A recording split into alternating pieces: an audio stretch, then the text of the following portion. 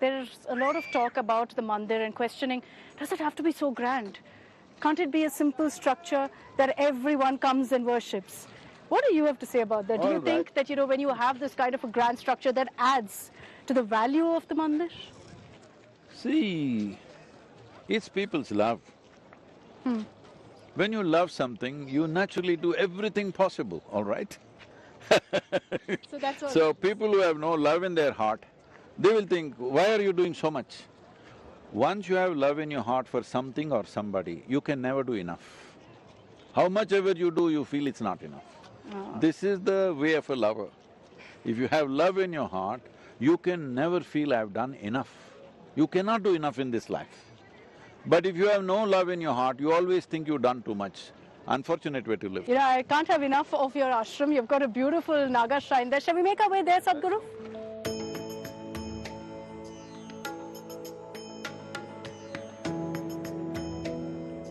Sadhguru, with the beautiful Adi Yogi behind us, we're heading towards the Naga shrine.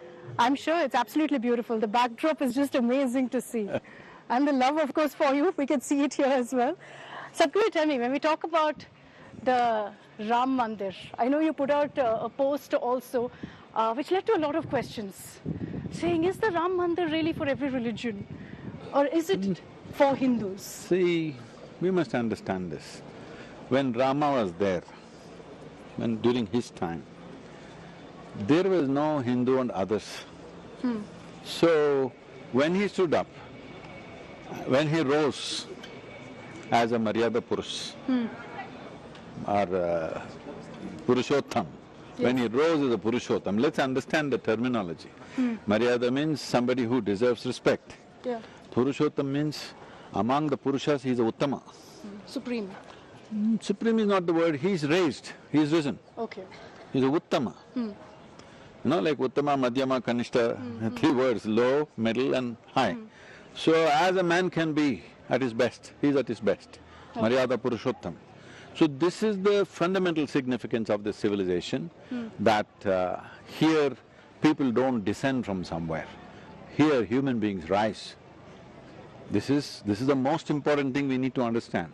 We are trying to imitate what everybody says. In other places, somebody dropped down from somewhere. Here, now people who had normal birth, normal human being with all the issues and problems of life, they rose. They rose in such a way that people could almost not recognize them as human. So, the idea is, it's an inspiration for everybody to rise. Every human being should rise, it doesn't matter what they're identified with. Okay. But is the temple a Hindu temple? That's the question, because Hindus are saying that this is our temple, yes, everyone's welcome, yes, everyone can come and worship. No question. I'm not questioning whether it's Hindu or not. But as I've repeatedly been saying, we call ourselves Sanatana Dharma. Sanatana Dharma means eternal. Can something be eternal without being all-inclusive? How can something be eternal if it's not all-inclusive? It's simply out of question. So when we say Sanatan, we are also saying, people these days are repeating this Vasudevaka Kutumbakam, what it means is, it's naturally all-inclusive. Because in this culture, in the Hindu way of life, what you call as Hindu, there are people who will do daily idol worship. There are people who will do mantras and pujas. There are people who don't know any of those things, they'll just… tears will come to them. There are people who close their eyes and meditate. There are people who say, Swarupa, without Rupa, all these things. And there are people who don't believe anything. Agnostic is also a Hindu. So we must understand, this is a beautiful way to exist, that nothing is hard and fast. It is not absolutism. Okay. It is an evolutionary process. Today you may be one way. As your life experiences changes, in another 5 years you may be something totally different. You evolve. Yes. Depends how profound your experience of life is. Accordingly, every human being evolves. So this is a method, a process and a pathway for everybody to evolve. What you think you are today may not be true tomorrow. Yes? Sure. So this is not absolutism, that is the most important thing. that Sanatana Dharma is not absolutist. This is the way. Because somebody said it, that's the truth. No, we all seekers of truth, always searching. See, even when so-called divine entities came, when Rama came, Krishna came, Shiva came, people asked questions, they didn't give commandments, all right? Endless questions. Correct.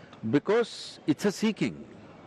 And when we say it's a seeking, well, already it's been said, why are we still seeking? Because it's not yet in your experience. That's the important thing. I am saying this is the truth, but it's not true for you yet. You are not denying it, but you don't know. So I'm not insisting what I say is the truth, you must believe it, otherwise we'll take your head or something. No. We are talking about methods for you to evolve so that you will know. Essentially what we are saying is, authority is not the truth. Truth is the only authority. This is Sanatana Dharma.